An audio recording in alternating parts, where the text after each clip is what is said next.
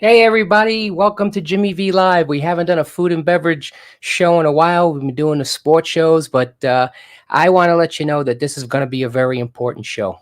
This one is really important to our industry, the food and beverage industry, whether even if you're not in this state, because there's a lot of information. A lot of you know that it's been real tough for all of our food and beverage people out there, regardless what you do. But there's one thing I want you to know, regardless if you like the Nevada governor or not.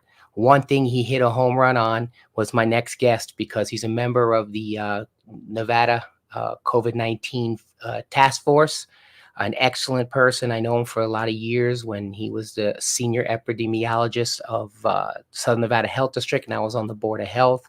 He's now an assistant professor in UNLV. Great individual. And one thing that we're going to do is we're going to speak to him. I'm going to ask him questions, and you're going to get answers based on the science.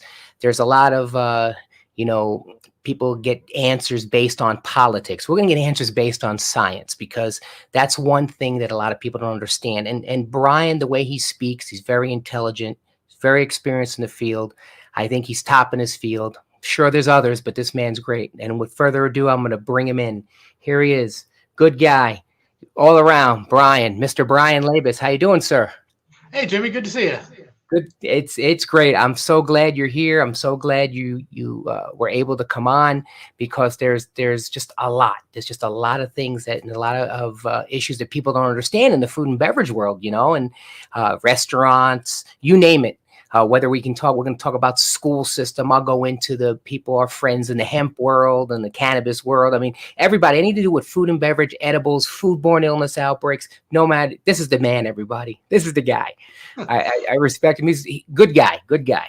So wait, I thought we were here to talk about sports the whole time, Jimmy. Yeah, right. Yeah, I see the Cubs in the background, but I had to black out mine in the back. But I get all those boxing gloves. But anyway, what I want to say to you, before we start with everything, how does one get chosen to be on Nevada Task Force for the COVID-19? How did that happen? How did that come about? I just got a call from the governor asking if he would, if I'd be willing to sit on a panel of people to advise him on the science, and that was how I got into it. I didn't have to apply or anything like that. I just got a call that said, "Hey, would you be willing to join us?" And that's a home run hit. He hit a home run on that, man, because I know it. And what people don't realize, when Brian was in the health department all those years, and I met him, we used to speak a lot about the restaurant report, and it was a lot of things. He'd be the media man. He'd be on the media all the time, and he's the guy. But no, he's very intelligent in the way he speaks, and and getting right into this whole thing. There's a lot of restaurants. Okay, they've always been on and I'm only talking about the people I've dealt with, but or my accounts with the JVC world, which I haven't gone into yet because it's all about you today, and I could do that later. But the main thing was with you, the foodborne illness outbreaks. There was when this first came out, I can speak on behalf because I was sitting in a pub with my wife at the time, and I remember when this whole first thing came out with the COVID-19, nobody knew what to do. Okay, nobody knew what to do, and then they came out with the symptoms. And I'm saying, well, this surely sounds like norovirus in the beginning. You know what I mean? The symptoms were similar, and nobody knew, so everybody was confused, and especially a lot of the beverage in the taverns. I mean, my God, Brian, in the beginning when this all went down, why are they keeping open the hotels and the bars are open, but we have to shut down? What was the science behind that, my friend? Because I know people didn't understand that, and they were pulling their hairs out, because they had to cut back. What was the science behind that? Well, I think early on, we didn't know, and that was the big challenge.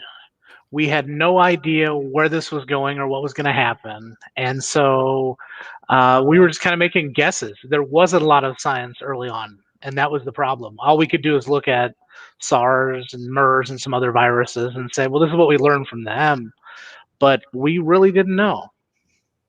Wow. Yeah. And you should have seen the people. I mean, it was like, wow, is this chemical warfare? Where's it coming from? And then, you had all these things coming up, and a lot of people got a lot of answers politically. You know what I mean? They didn't get them based on the science. And that's why I said, you can elaborate on that because there's so much information that people don't understand. And, a lot of people came across angry at different things, how it was being handled. And again, whether you like the person in charge or not, it's not about that at that time, because I don't know how I would have handled it. Maybe things would be, I don't know. I'm never in that position. But having the science behind you, like, you're not the only medical person there on the task force, correct? From that Right. background. So the medical advisory team had 5 of us on there. Everybody else is a physician except for me. I Hmm. was the one pure public health person. Hmm. And then the rest of the team had clinical skills, treatment skills, infectious disease backgrounds, those sort of things. We also had the dean of the School of Public Health at UNR.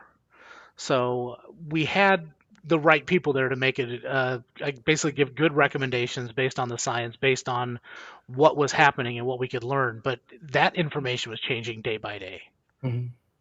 Yeah, I can imagine. I can imagine. I mean, even the people in the taverns and the restaurants, they were going crazy. Like, who's going to be in charge? So they're looking out to the local health district. So for us here with Southern Nevada Health District, no, we don't do it. And then they said, "What? You don't do it? Who do we go to?" Now they're getting bombarded by OSHA, Nevada OSHA, and then we're getting the business license and saying, "What does that have to do with health?" I mean, it was all like a mess. To this day, I know they're working together. I mean, I had issues where things were different, and I know that they get the mandate and they got to go. They got to, whatever's handed down to them. They got to listen to the boss. They got to go out there and do it. But it was really confusing back in the beginning. Well, I think that was the big challenge with this. We hadn't dealt with a pandemic like this before, and so figuring out some of those regulatory pieces was brand new. The health district is used to doing the food safety stuff. That's what they do all the time. Mhm. There's an infectious disease side of that that's usually pretty separate from the food safety, but actually having mandates from the governor about what needs to be done kind of changed everything. So, we had this set of rules that we were working within, but that added an extra piece to it. I think it helped coordinate things and set Mhm. something that was consistent for the entire community, but early on it was still everybody trying to figure out what their exact roles were. I would say it was kind of similar to when we had the Clean Indoor Air Act, and the health Right. district was given sort of a role, and law enforcement was given a role, and they said no, we're not going to do that. And then business licensing got, everybody had their little piece of it, and it took a little while to figure out who was actually doing what and who had the legal authority to do what. Right, right. And I know everybody put the barriers in with I mean, there was so many things that you've seen that people put on each the bars and the separation of the plastic, and where's that in the code? But there was no code yet. You know what I mean? So it's like, but we gotta operate, we gotta make our money. And it was hard. I mean, it's still hard because there's a lot of people that went out of business from it, and there's people that have done the right thing, there's people who have done the wrong thing. And it's always like that with anything. But I remember in the big question I used to get all the time is, okay, how am I going to know the difference between COVID-19 and foodborne illness? Like I said, similar to norovirus, you know what I mean? It's a lot of the symptoms. So, it was like everything was new. I mean, did you ever get any questions like that about how do we know? Is it foodborne? I mean, is this going to be airborne? I mean, did you get anything like, even to this day, any questions like that? Well, I think the questions I was getting were basically, "What is this disease?" And it was pretty clear that it was different than foodborne, because you might see some gastroenteritis with it, but this was really a respiratory infection like flu. And so you Mm-hmm. had people that had a fever and a cough and breathing problems. Um, at the same time, the general guidance we give is you shouldn't be working while sick anyway. So it really doesn't Yeah, matter if your employee has norovirus or salmonella or right. flu or COVID, they shouldn't be coming into work. And I know that's a very difficult thing to deal with in this industry. People don't have sick time. They make them, even if they get paid their hourly rate, they don't get the money from tips like they normally would. Right. And we've seen this in previous outbreaks. It's always a challenge to tell people who are relying on those tips to make their salary to stay home. They want to show up to work even if they're about ready to die. And Right. so that's a big challenge, though. But really, I think we figured out what the symptoms were pretty quickly. It looked a lot like SARS. It was very similar Mhm. to that type of illness early on. SARS doesn't have the asymptomatic transmission like COVID did, and that's the big difference. But Mhm. early on, I looked at it like, okay, this is another SARS outbreak. We're not going to see it spread too far because we can identify the cases. People aren't spreading it until they get sick, and we had a lot of ways to control it. And none of those things turned out to be true, unfortunately. They spread it before they were sick, and there was asymptomatic disease, and that wound up being the huge challenge. And so even if you're talking about people that are working while sick, you can get rid of them, but what about all those people who were infected and spreading it to others and don't know it? And early on, we didn't have the ability to test people like we do now, so we couldn't even find those people. It was a giant mess early on trying to figure everything out. I don't disagree that there was a lot of confusion basically in every possible industry that had to deal with their workforce and with customers coming in. Oh yeah, I mean it was just wow. But I mean, people wanted to pause. People had to do this. They didn't know what to do. But as time went on, people learned. People got in. We're getting more excited and hearing about the different vaccinations. You know what I mean? And I know there's so many now that are coming around, and that. I mean, I read somewhere that one of them was from Russia, Sputnik or something, and they did a whole case study, a dozen. But you know what I mean? So I know it's, a lot of things. Is a lot of people, what a lot of people are looking for too? I know that you have people who want the vaccination. I know there's people who don't want the vaccination. I know there's people that want to wait for the case studies. I know for me, I mean, personally, if you look into something, if you're in a life-threatening situation, you're going to do what you got to do anyway. I know there's not one safer than another, but they're more out there. It's out there. Cases have gone down. You know what I mean? And I'll get to the case part in a minute. But what do you think about the vaccinations, where we are today, and how it developed? And this one's being developed, that one's being. But now Johnson & Johnson came out with the one shot, and all that kind of thing. I think there's about 160 something vaccines that they started developing, and that are some of them they've decided to stop. Like Merck was working on a couple that didn't work, and some of them worked, some didn't. So there will be more to come that will just add to the confusion in general.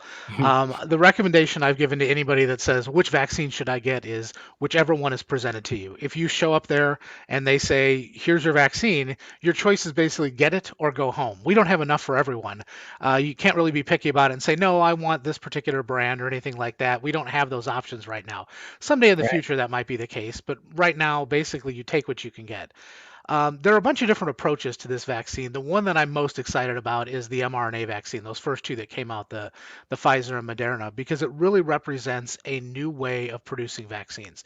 The Johnson & Johnson vaccine is totally different than those two. Basically, what they did there is they took an adenovirus vector, they knocked out the genes that made it able to replicate, and they added some genes in there that showed the proteins. So that's what your body is going to respond to. That's something we've done for a while, though. I mean, it's not new technology or anything like that. You have to grow up a virus and those sort of things. For the mRNA vaccines, though, they created it in a weekend. They had the published sequence, and as soon as you have that sequence, you can produce the vaccine. So if I gave them a sequence right now for a brand new virus, in a day or two, they could have a new vaccine ready to go, because they've built this whole process to produce mRNA vaccines, and all you have to do is swap out the little bit of code that tells us, here's what I want the protein to look like. Everything else is the same. So any new disease that shows up, we've now shown that the mRNA vaccines can work. And so no matter what it is, we have the ability to produce a vaccine. As long as we pick the right proteins, we can do it right away.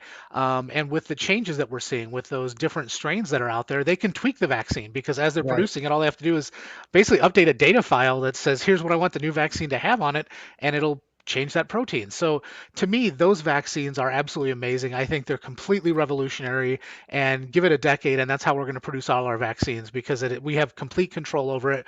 We can do things quickly. We don't have to grow stuff up. We don't grow up a virus and kill it, or we don't pass it through cell lines for 1,000 generations till we get something really mild. We basically say, this is the exact protein I want to produce a vaccine against, and it'll do it. It's really amazing. And those are the two vaccines that have really gotten me excited. It's great to have any type of vaccine, but with those ones, I am just blown away that they were able to do it, and that they'll be able to keep doing this, because they now have this mRNA platform that we can use to produce vaccines to just about anything.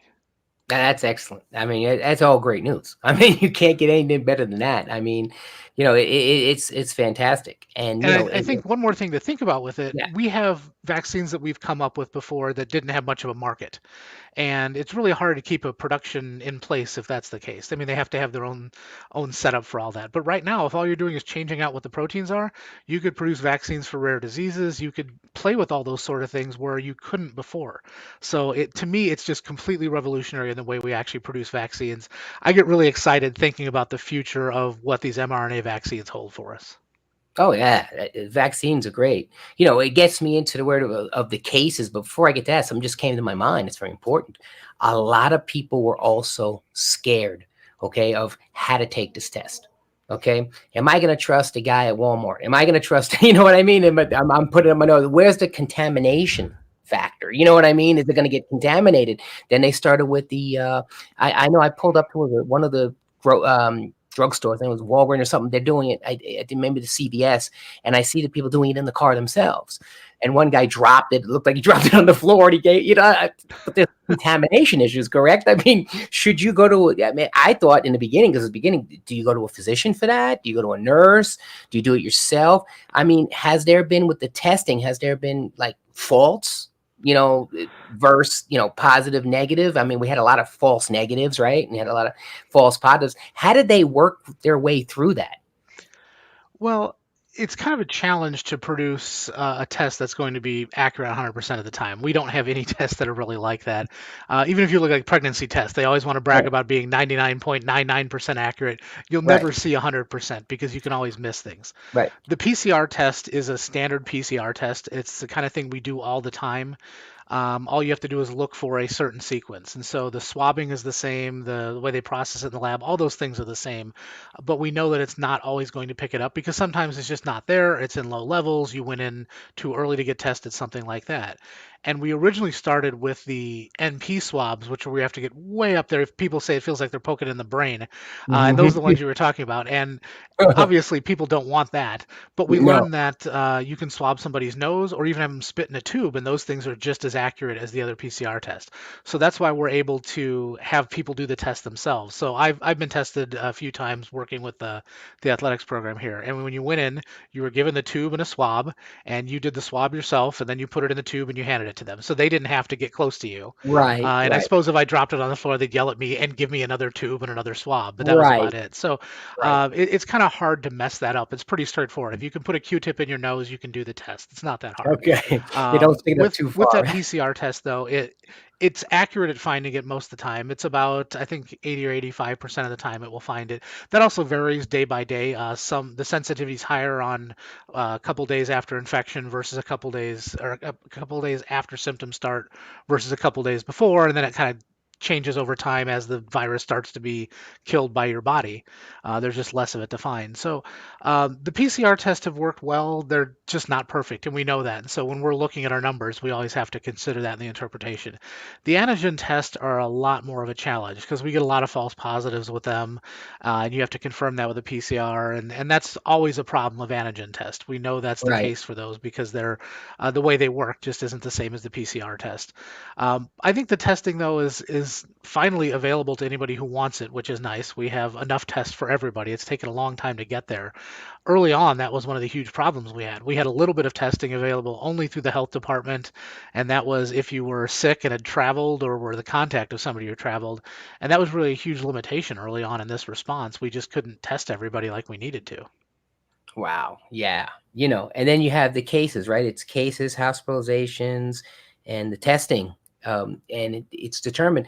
I always go on the Southern Nevada Health District website and I look at the statistics. I've always done that. You know what I mean? Whether you look at the restaurant report or you look at that, right? Now they call it something different, but it's still, you look at that. And I always looked at the cases. And then I go to the state site, right? And it's different because it's like, this is what I mean. So, and a lot of people ask me that too. I said, why is it different? Where is the difference? And I thought maybe it's in reporting, or maybe it's the time frame of the different reporting from the state. But like down here, of course, I'm going to be so interested in it, because it's local. But then you take the whole rationale of the whole state, and you see the state statistics. Is it basically from Washoe area, or is it the whole thing combined? How did they do that? How did they work that one out? So all the data goes from the Southern Nevada Health District up to the state. That's typically the way all the information flows, at least in Nevada. You go from the local health departments up to the state.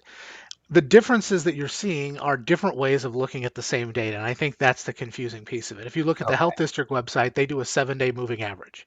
And the reason we do a moving average like that is if you do a single day, it's going to drive people insane and not mean anything because most people seek care on Mondays and then it drops over the course of the week. The next Monday spikes and it just keeps doing that. It's like this sawtooth pattern.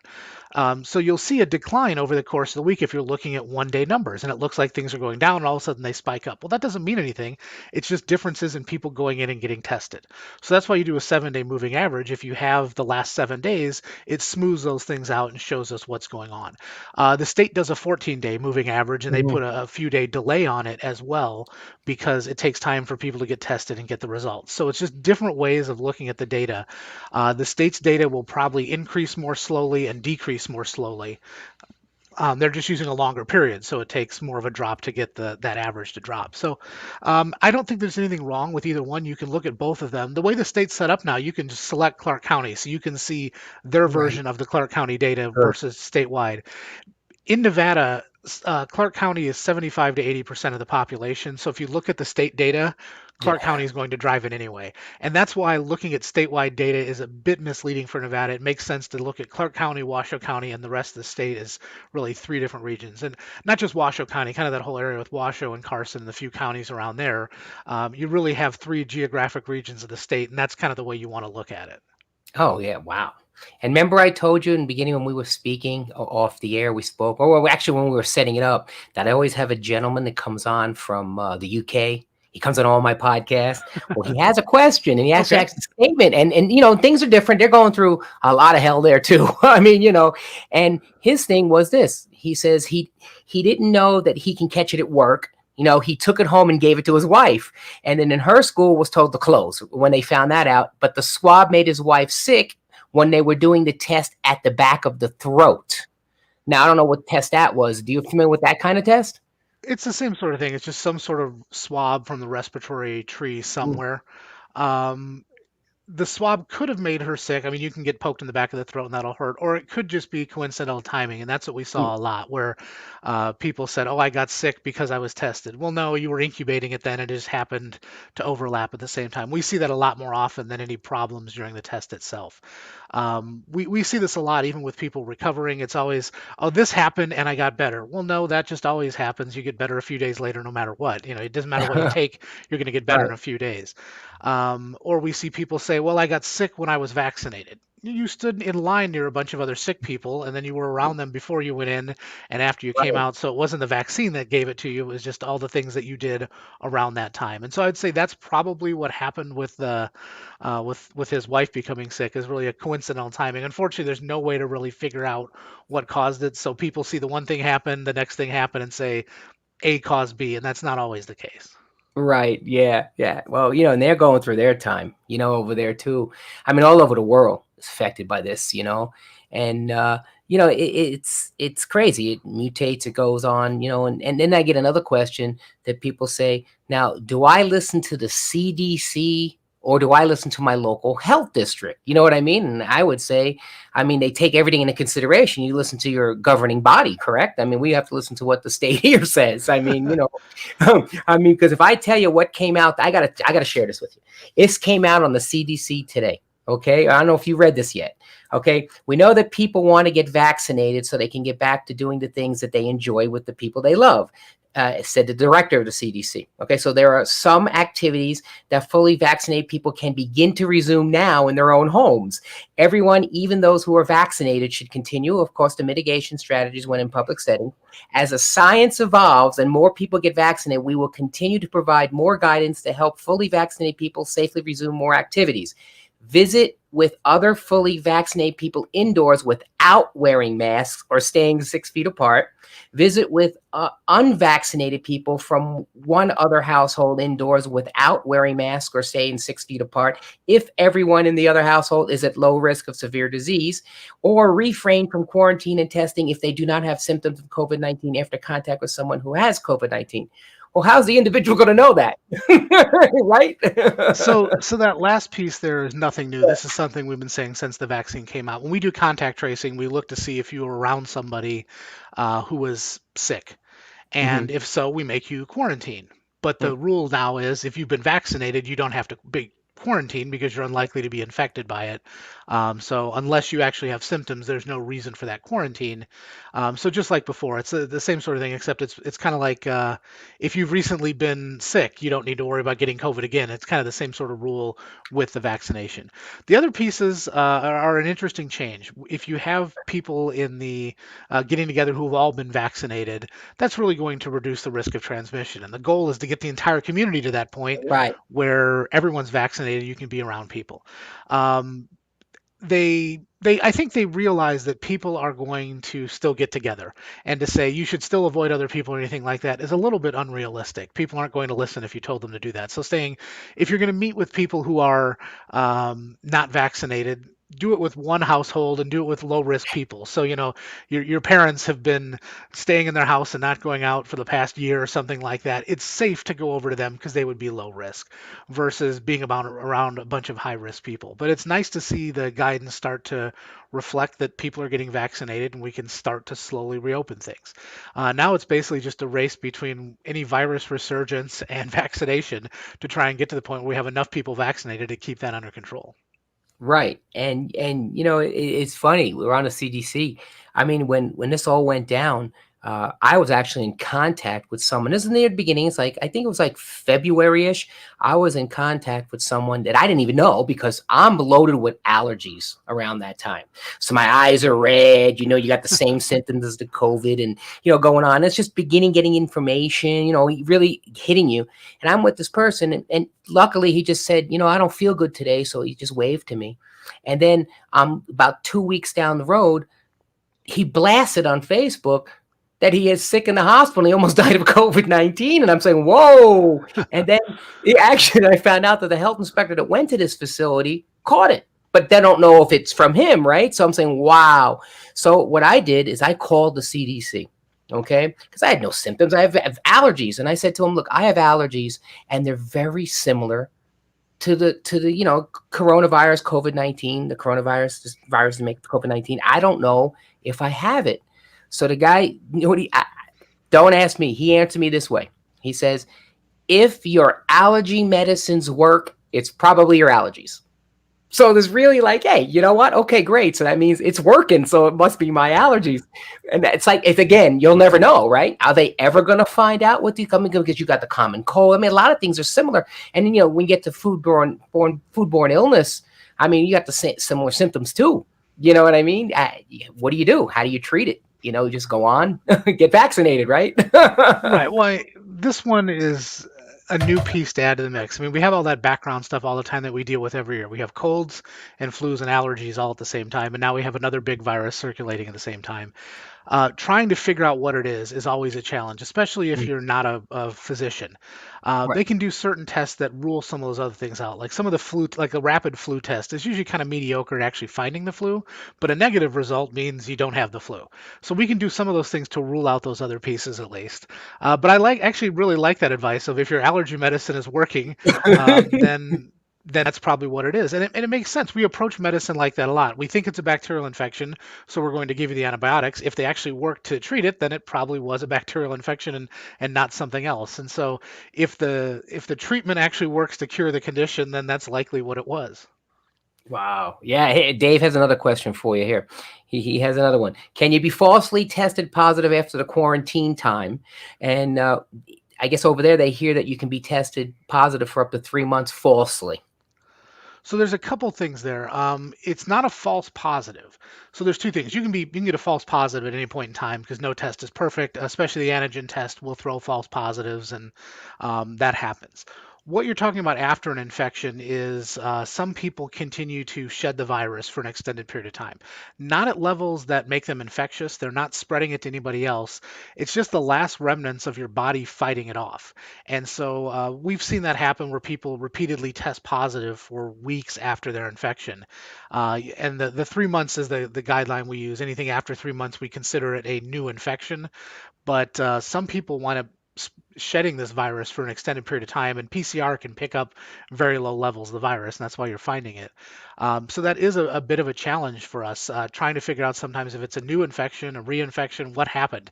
If you get sick now and then I test you 4 months from now and you're positive, well, maybe you never completely fought it off and you're still shedding that virus, or maybe you got reinfected and there's no way to actually determine it from the test, and that's a huge headache. Now, if I have that positive test for you, like a history showing, yeah, we tested you every few weeks and you've continued to stay positive, I would say it's not a new one. The only way you could really figure out if it's a new infection is to do genetic sequencing on it. And assuming it's a different virus, you can say, well, it's clearly a new one. But the same strains circulate all the time. If it's the same virus they had back then, well, it may be a reinfection with the same virus or not. We really can't say. So it's just kind of one of the limitations with a lab test. And for those of us doing contact tracing, it is kind of a headache to deal with people that are continually shedding this virus and figuring out, is this something I need to worry about, or is this just the remnants of an infection that hasn't completely gone away yet? And And that's not uncommon. We've seen it like Ebola. People were testing positive for months after that. You think of people recovering from it should no longer be infectious, and that's fine. But then you can wind up finding that virus for months after Ebola. We even had to give advice for men that you could transmit Ebola through semen. So we had to give safe sex advice to people and say, for months, make sure that you still continue to use condoms, because you right. could potentially transmit Ebola to a partner, even though you've completely recovered at this time. With COVID, we're not transmitting disease. You're still testing positive, though.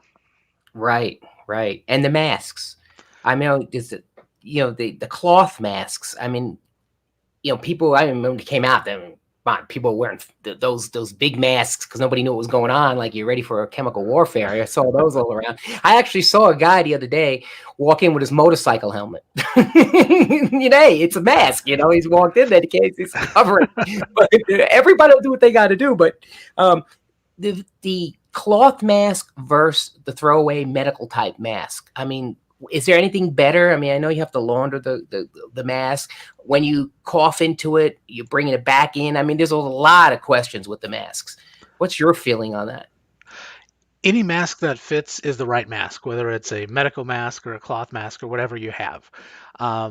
The whole thing is to have a mask that properly fits your face, and so you're not getting all the air coming out around the sides of it. Early on, we told people, don't rush out and get N95 masks. Everybody wanted to do that and say, I'm going to protect myself with an N95. The problem is you have to be fit tested for an N95. You have to wear it properly, otherwise things just leak around the sides and it doesn't actually work to protect you. A lot of the N95s have a valve because masks are designed for protecting the wearer when they're inhaling. So they have a valve to make it easier to exhale, because breathing through an N95 is not an easy thing to do for an extended period. So originally we were telling people, don't rush out and get the N95s. Plus there was a huge shortage and we didn't want people taking them from clinicians who were face to face with COVID patients.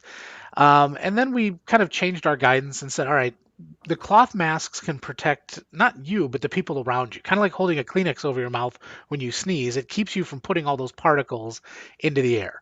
And then as we study the masks more, we learn that they also work to protect the wearer some. So you have a mask that protects when you inhale and exhale, and is going to reduce the transmission of disease. And so any layers of fabric you can basically put between you and the outside world are going to reduce your risk. Wearing two masks is better than just a single layer mask, or wearing a mask that has multiple layers of fabric, because it just gives more filtration.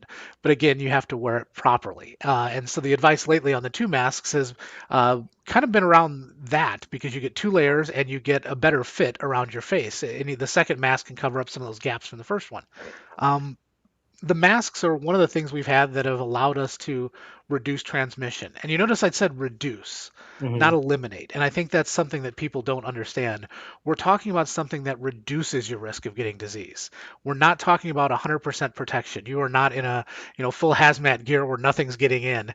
You're reducing your risk. But if I can reduce my risk of getting infected by even 10%, that's huge. We see a lot more than that from masks, but what we're talking about is reducing your ability to be infected. When I talk about the safety equipment, I usually use an analogy to compare it to the safety equipment in cars. You have all these different things. You have seat belts and you have airbags and there's crumple zones and you have all the fancy gadgets that cars have now, and then your ability to drive. All those things work together to protect you. And even if they're working perfectly, sometimes things go wrong and people die in car accidents. But there are a lot fewer people dying in car accidents now than before we had all of those things because they reduce the risk considerably, but they don't completely eliminate it.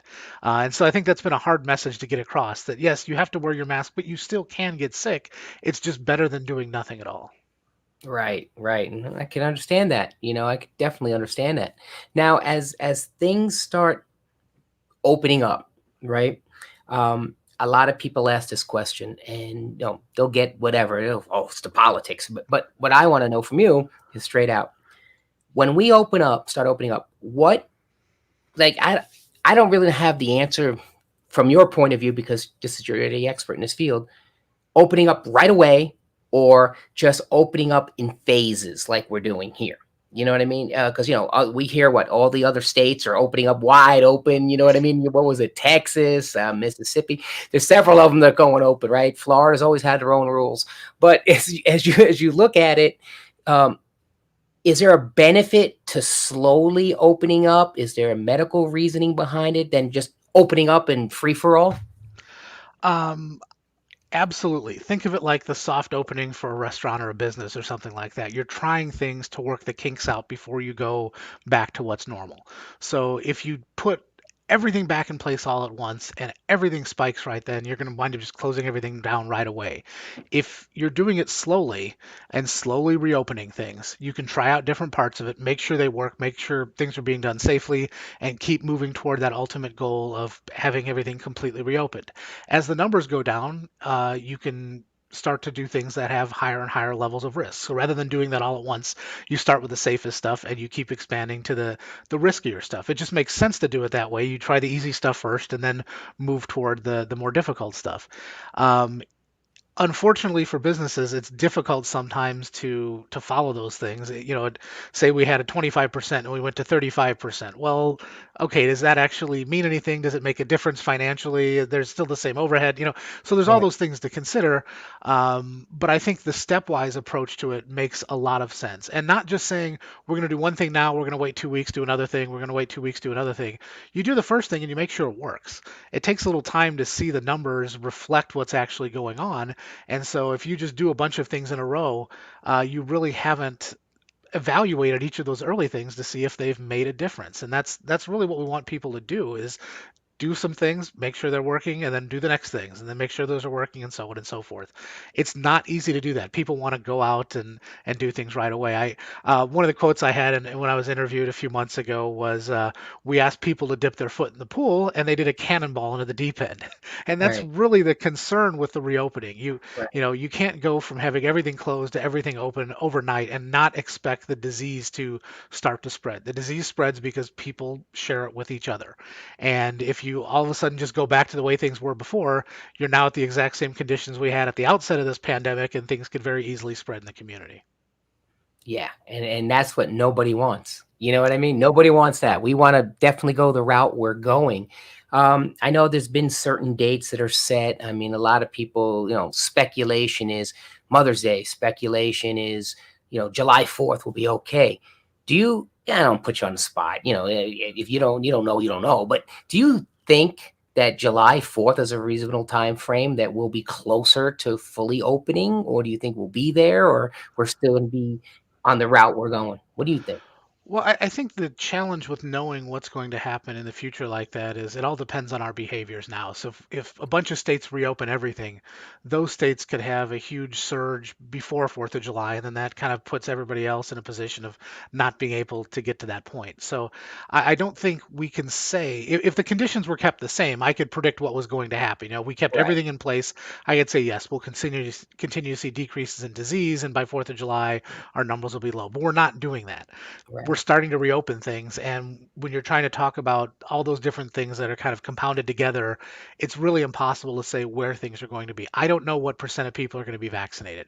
I don't know right, exactly how many doses we're going to have. Are people going to be willing to get it at that point? Right now there's lines, and in July it may be that well, 40% of the population is vaccinated, and 60% said, screw it, I'm not interested. And now we have to figure out how to deal with that. Right. So there's so many unknowns. I don't think anybody can predict. Um, we can make predictions over the next couple weeks, and those are usually pretty good. Trying to predict that far in advance, it is just a guess. And anybody says with any certainty that that's going to be the case on July 4th or any date like that is just making something up, and there's no way to say that's really what's going to happen. Yeah, that's true. And a lot of other questions I get is, I'm in a bar lounge atmosphere, or even in a restaurant, 'cause some restaurants allow this, and I have the people that are vaping, or I have the people, yeah, they're vaping. Is there anything that can be carried in the mist, within, floating in the air, that kind of deal? And I'm next to the guy, and that big puff of the smoke from the vape to me, and I inhale it. Does something like that carry anything to do with the virus or anything like that, or is that's just a far-fetched idea? But Well, people it, think, it potentially can. So think about the distance we've told people to stay apart. We've told them to stay 6 feet apart.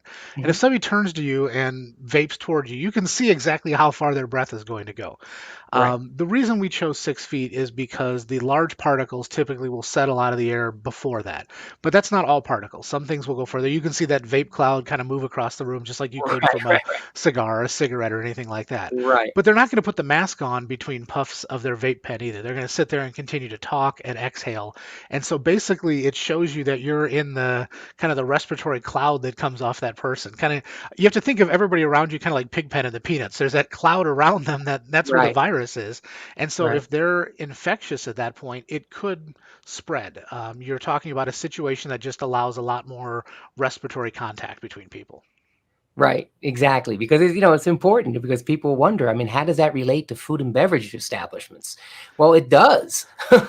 It does. I mean, Right, and I think there's been a lot of food and beverage establishments who are obviously kind of destroyed by this entire pandemic yeah, and are trying to do anything they can to reopen.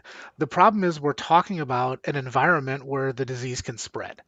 And it's not that we're worried about the staff to the customer transmission. You're basically setting up an environment where customers can come together and spread disease to each other. It's no different than a hotel being responsible for an STD outbreak. Well, yeah, you provided the bed, but it's nothing that the hotel actually did that allowed the transmission to yeah, occur. But if we're going to try to close down, or if we need to control that epidemic, we may have to close down rooms in a hotel or something like that. It's the same problem in restaurants. You have people coming together, they're sharing a common space for an extended period of time, and they're not wearing masks because you can't eat and wear a mask. You can't drink and wear a mask. And the problem we see, like in a lot of bars, is people will just carry a drink around so they don't have to put on a mask. And we'll see that in the casinos too, that, they'll walk around with a lit cigarette so they don't have to put on the mask because they're actively smoking at that point in time. And then they've just found a way around mask use. And the less mask use we have, the more likely we are to have transmission. yeah. We see that with people when they eat, they take them off. I mean, I saw someone they cut a hole in it, and they try to. Yeah, I mean, everybody has tried everything, but hey, you got to eat. But and you see a lot of it. A lot of people, they're anxious for the 50% to come out. And I could understand that. And hey, you know what? I'm anxious for it too, because I want to see people get back to their lives and everything as it's going. But things happened, and you had to deal with it, and they're dealing with it. And there's negative and there's positive to everything. Another thing that you got the world of the cannabis, the edibles. You know what I mean? And similar to that, whether it's COVID-19 or foodborne illness, I mean, it's still going to come down to washing your hands. You know what I mean? So, but there's a lot of people that are concerned in that industry as well. And how are we going to spread it? Because now they do vaping too with that. So Well, I, it's I think that's a little different when you're starting to talk about cannabis, just because the amount of times you use it is different. mm, If you're using a cannabis vape pen, you are not hitting that pen like somebody who's using it for a tobacco or a nicotine vape pen. An edible, you're going to take one edible and that's it. You're not going to sit there and eat a meal of edibles, and if you do, you're not going to be able to do anything for the next week probably. It's very different just because you could pop an edible in your mouth, you can put the mask back on. You right, might take a couple of hits from that vape pen or a marijuana cigarette or anything like that, and you're not going to smoke it like a pack of cigarettes. So there's right. just a lot less risk because you're keeping the mask on. You're not exhaling as much. It's just a different risk profile because those products are used very differently. what about the world of schools? Here's another one. Um, the schools are amazing, and I got a good question coming up. Before I get to schools, let me get to this one because it's right by where we are. Here's a great question right here. Good morning. Now, of course, pools are opening, and we have a mask issue there. How to proceed? Well, the rule is that you have to wear the mask unless you're in the pool, basically. So then two people just go sit in the pool and hang out there rather than sit in the chairs and they're around each other and kind of defeating the purpose of the mask mandate by just keeping their feet in the water or something like that. I think this is tricky because, first of all, you're talking probably about the pools at casinos where people are on vacation. They don't want to follow the rules to begin with.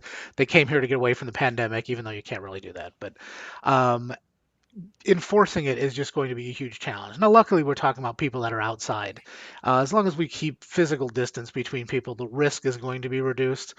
Otherwise, you're going to have to basically just walk around and try and enforce a rule that people don't want to follow, and that's going to be a nightmare. Or they're going to do the same things as in a bar or restaurant where they're just going to have a drink with them. Oh, I'm actively drinking, and sit there and nurse that drink for half an hour and not put the mask on. So um, I think we want people to wear masks as much as possible, but we have to be realistic that there's a lot of situations where it's going to be difficult to get them to actually follow those rules. I wish I had a simple answer for you, Yeah. but it's no different than anywhere else. If your customers aren't wearing their masks, you can kick them out and lose their business. You can go up and yell at them and put your employees at risk, or you can hope they follow the rules. And that's kind of the position a lot of businesses are in when they have to deal with customers who aren't wearing masks.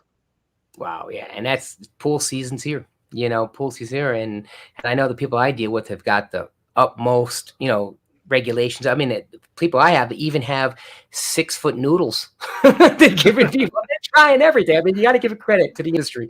They're trying. They're trying to get their feet back down. And move forward. And they came up Right. with that. So yesterday in the paper here, they had a photo gallery Huh, of the pools reopening. They had photos from a bunch of different pools, and I was looking for mask use and that sort of thing. yeah. And of course, the people in the water aren't wearing masks. Most of them are just Right. standing by the side and drinking a beer and talking to each other. And then you Right. had a lot of people in the chairs. You had some tanning with a swimsuit and a mask on, which was going to give you weird tan lines, but kind of interesting. And then you had other people who were just kind of just sitting there holding a drink, so they didn't have to put a mask on. And so you're probably getting a little mix of everything. Right. And it really depends on where people are coming from, their age, their political views, and all those sort of things as to if they're Right. going to put that mask on or not. Exactly. Exactly. Now, the important thing, getting back to schools, because you know, we have hybrid learning now. Okay, and my daughter is home still. She's second grade, and my son's high school, so it's a whole different ball game. So what's going on now is she's able to go back in April, okay, to 5 days a week. Now, there's a lot of people out there have young children too. Of course, teenagers love being home, but that's besides the point. As far as children, she wants to go back. She can't wait to go back. And they actually mandated that you cannot wear a shield. You have to wear the mask. Now, I always looked at the shield and I said, well, what is that really doing? You know what I mean? It's, anything, you still got the way to go inside, and that's fine. But the concern that I'm reading, and I don't understand this, is they went 3 feet in between desks, but the teachers have to remain 6 feet. Is there any type of reasoning behind that? Yeah, if you look at the American Academy of Pediatrics and the guidance that they put out last year about this, they were using shorter distances between students, realizing that you can't reopen a classroom with kids spread out 6 feet apart. You're not just going to have enough physical room to do that. That really came from the idea, though, that the science shows us that little kids aren't at a lot of risk for disease transmission. So the youngest kids are at the lowest risk, the K through third, fourth, fifth grade, somewhere in there. They don't get sick, and if they do, it's a really mild disease if they have anything at all. They don't spread it very easily to their families or anything like that. The biggest risk in school is actually teachers spreading it to other teachers. It's the adults. Mhm. And as you get older, like high school kids, they're spreading it, and so you have to approach that a lot differently. Um, but the little kids, it's basically looking at you can provide less of that distance and still basically not have to worry as much about transmission, especially if the kids are wearing masks. That 3 foot distance winds up being acceptable in those situations because there just isn't a lot of risk there to begin with. The problem is a lot of school districts want to do everything from K through senior year of high school and treat it all the same, and it just doesn't work like that. The Right. risk is different for different ages, and so if they're going to do it for one age, they do it for all of them. So they should be following the high school guidance for everybody, which is not appropriate for the elementary school kids. But so you start to get into those kind of problems where it's trying to treat everybody the same is really a huge problem. But the little kids, there's not a lot of risk there for disease transmission. They have been the group that's been lucky in this pandemic. There's the biology of looking at, do they even have the receptors that allow them to get infected? So there's less risk of disease there and of transmission and that sort of thing. So I'm not worried about the little kids like that. Now, if you're talking about high school kids sitting 3 feet apart, that's a great way to have a pandemic. Yeah, right. Yeah, yeah, and you also got to worry about mononucleosis. A little bit of everything with the high school kids. Everybody with high school. Hey, my wife has a good question for you there. Do you feel the cleaning of fomites has deterred the spread? A little bit, but not much. A tiny percent of transmission is coming from the fomites, maybe 5 or 10% in our communities. The places that have really gone crazy with the cleaning and haven't done anything else, it's basically hygiene theater. They're doing it for show. They're doing something that looks like it's the right thing to do and seems like it's the right thing to do. But if you're not making people wear masks, if you're not socially distancing, the cleaning really isn't going to do much. You're just kind of, you're kind of focusing on something that looks good but really isn't doing much for disease transmission. So when the schools talked about opening a couple days a week and then having a day off for cleaning, the cleaning really doesn't do all that much. Even just letting it sit there for a day is probably just as useful as some of the cleaning because it's not that fomite transmission. And if people are washing their hands, that's going to reduce most of the fomite transmission anyway. So I think there's been a lot of focus on the fomite transmission because it's something we're used to. It's something easy to do. We can tell people to clean and they understand it. Restaurants are used to doing that. Schools are used to doing that, but it's not the main way that people are transmitting disease. If I had a choice of having the place never cleaned or not wearing masks, I would make sure there was a mask mandate and never worry about cleaning again because the masks are that much more important. That social distancing and that respiratory transmission is so much more important than the fomite transmission that all that cleaning really isn't doing all that much, unfortunately. No, unfortunately. But guys, keep cleaning your restaurants. Don't get away from that. Well, right. And that's for this particular virus. Exactly, yeah. This is so different than norovirus. In a norovirus outbreak, I want to make sure you clean everything all the time with the right chemicals and stuff like that. For this, it's just not as important because it's not the main mode of transmission. Right. I'm glad you said that. No, I just joked a little joke in there because people, okay, great, let's not clean anything now. Let's just go. Let's just wash our hands. No, it's true. Yeah, Dave Evans also wrote that in the UK that in the schools that key workers only in the children's classes are down to 10, 15. Everybody's going to do things, based on what's happening, and it's just a crazy thing that's happening all over the place, but right. no, And that may work great for the schools near him, but we're an enormous school district. We've got 350,000 students in it. You cannot have a class of 10 to 15 students here and actually have it make it work without hiring 3 times as many teachers to be able to do that. So part of it is coming down to what's practical. When we were talking about the transportation issues with schools in the state, in the rural areas of the state, they said if we have to put in the mandate on the buses where every other seat is empty, we won't be able to have school because we don't have enough school buses. Some of these students are bused for over an hour to get to the school because it's a very remote rural area and everyone's so spread out that the only way to make this work is to get basically an exemption for that where we're allowed to use the transportation this way because we had to be practical about it. And that makes sense. I mean, we have to be practical in some of these things. Of course, I can come up with a perfect way to stop the disease, but it involves everybody locking themselves in their house for a couple of months and then never leaving. And, that doesn't work, though. That's not practical. It's not reasonable. It's not realistic. And that's why we haven't taken those fully scientific approaches because sometimes those things just don't work in the real world the way we want them to work or the way they work on paper. Right. Wow, it's a big role too. You being on that task force. I mean, I know that you guys have to offer all the information with the meeting of the minds, and regardless of where it comes from, and you have to, dictate it out. I mean, has there ever been any disagreements? Hey, I don't like On the this way. medical team, no, we've had a lot of great discussions. So I'm on the medical advisory team, and we were given the charge of ignoring the business side of things, ignoring the politics, and Mhm. just give a scientific answer. And I think when we start to look at the research, it's we either have it or we don't. And if we have it, it's pretty clear and unambiguous as to what it's telling us. You know, we can say this is a good idea or a bad idea pretty easily. How it gets put into place is a totally separate group of people, and so the governor takes information from the economic advisors and all sorts of other groups that are trying to get whatever they want done. Yeah. And we are just advocating for the public health position, the scientific side of it, and saying masks work and they will reduce disease by this much, and we think a mask mandate is important to have. Now, how that is implemented, how you enforce it, and things like that, those are different kind of considerations. But the science is pretty straightforward on those things. So it's been a great group to work with. It's been some of the most stimulating, kind of intelligent discussions I've ever been part of. And so it's really enjoyable to be able to have those kind of discussions with people who are really trying to do the right thing for everybody in our state.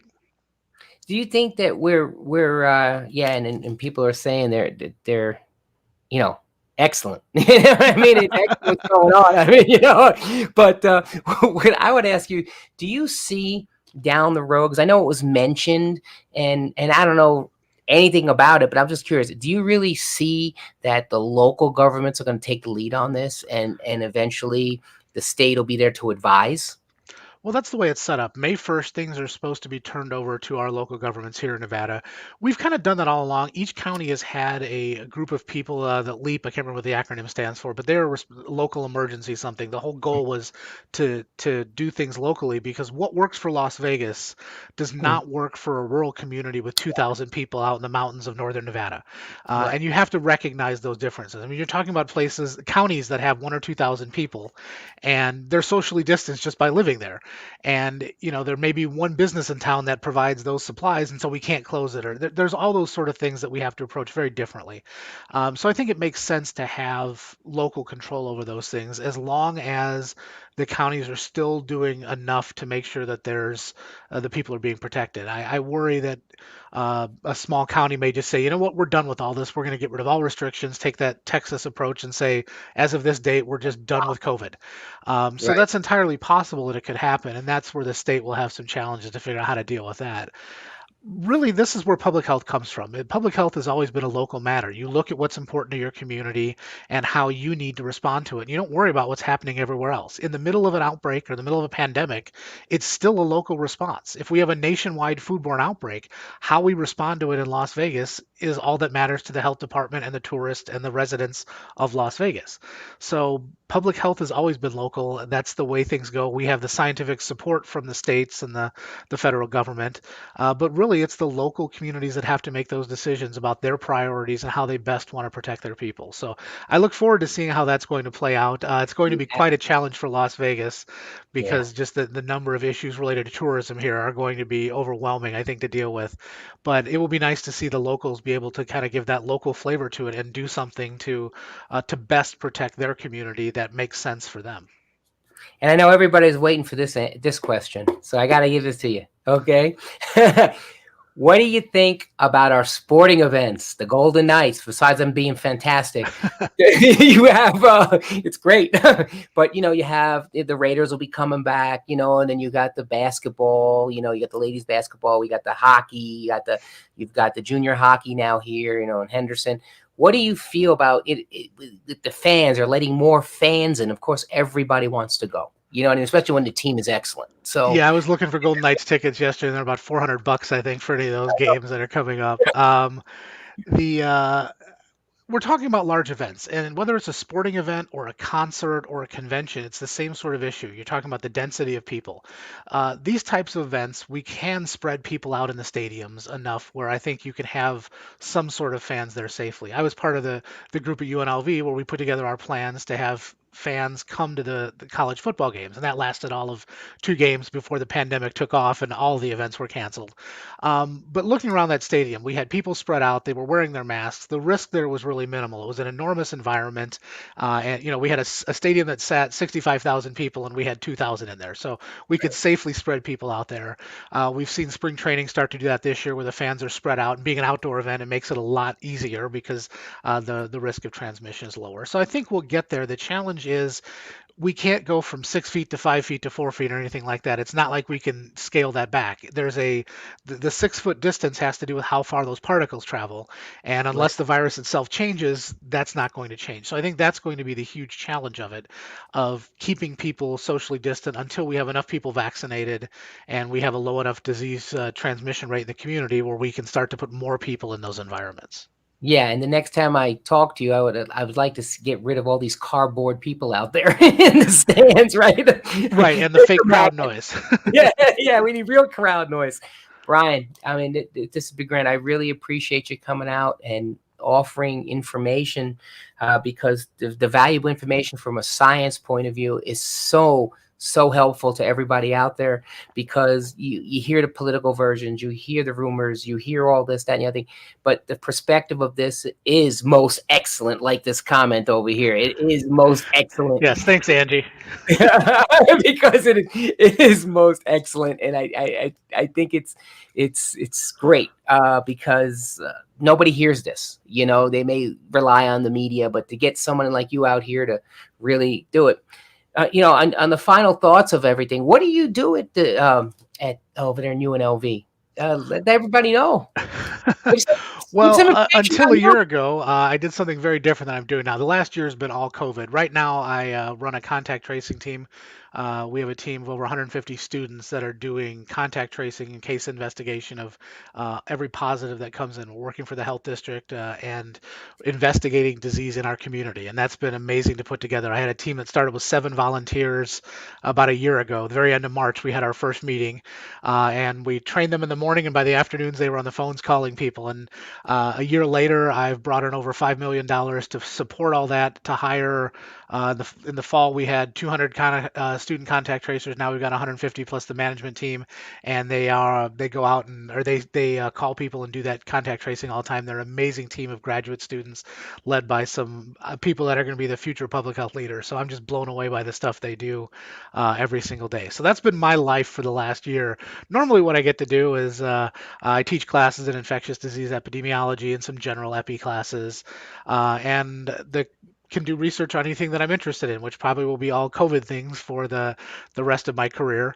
And what I really want to do is be able to provide that help with investigation and training people to investigate outbreaks. I did that for 15 years before I came over here, and I really want to share that with my students so that they can come out and be that next generation of people that can lead these outbreak investigations, and I can watch them on TV instead of having to do it myself. Oh yeah, and you're a great guy. I mean, when I first met you, it was great. The information is unbelievable. I don't know if you remember this guy or not, Stefano. You remember Stefano Caligari? He's the Food Safety Task Force. He's the #1 guy there, and he's a great guy. He's one of those guys out there support you 100%. I told him you were coming on, and he was like, "Wow!" See, he doesn't even show his face. You see what I mean? He's a incognito guy, right? But he's a good guy, and and it's great to have you, man, because the knowledge is second to none, and you know what I'm doing now, right? I told you what I was doing now, and basically, so everybody knows out there. There's a podcast that I do. You see this one here, but we also do another one. We do there's the emails if anyone wants to know about it. We do JVC Live, Jimmy V Live rather, and on Jimmy V Live we actually do sports. We do food and beverage, which you see all the time. Sports is great. It's going out real good. We had the Boom Boom Mancini on one time. It was a ride. You guys were like a good comedy show. It was great. I do it. Eric, he's a co-host on that thing. He's always my special guest. And then, it's a lot of fun. But this is information that I wanted to bring out to the world because it's very important. And having you on was really phenomenal, and they love it in the UK. So you made it worldwide, bro. You made it worldwide, and I'm really happy to have you on, buddy. So with that said, man, I'll keep in touch. Um, we'll do it again. Let's wait. You know what? Let's wait a little while. Let things turn up. Let's see. Maybe 6 months. We'll try it again. We'll see where we're at. And hopefully we can talk about something other than COVID. Correct. Maybe we can. No foodborne illness out, but maybe we'll talk about something else. Maybe have you come on the sports show and talk about the Cubs. You know what I mean? Well, in 6 months, maybe I want to, or maybe not. I don't know. We'll see. It depends on our bullpen. No, it's great, buddy. So I really appreciate your time. Thank you very much, and I'll be in touch with you, pal. All right. All right. Thanks, All Jimmy. right. Thanks, buddy. Bye. Everybody, thank you very much. If you want some information on JVC, my information's right there. JVC Food Safety Specialist Inc. The phone number, the email. I do food inspections. Keep everybody in line. Make sure you're in line with the health district. Please never hesitate. Again, the Jimmy V Live on the Sports Nucleus show. That's our emails for that. We're going to be doing a lot of the new shows. Next week, what we're going to have on, though, is I'm going to have Piero's, restaurant on. And he's going to come on. He's going to show you all his food. And we're going to have all that good stuff going. All right. And I'm getting all kinds of sports stuff there, Eric. As you see, go Knights. Go Cubs, go. There you go, Brian. So we'll have Brian back on for that. They're all saying Flurry. So look, we're going to have a good time. Our next sports show is coming up soon. Next week is Piero's. Thank you, everybody, very much for joining Jimmy. And on behalf of Brian, thanks a lot, guys. We'll talk to you soon. All right. Bye-bye for now. So long. Bye-bye. Bye, Brian. Take care. Bye, Jimmy.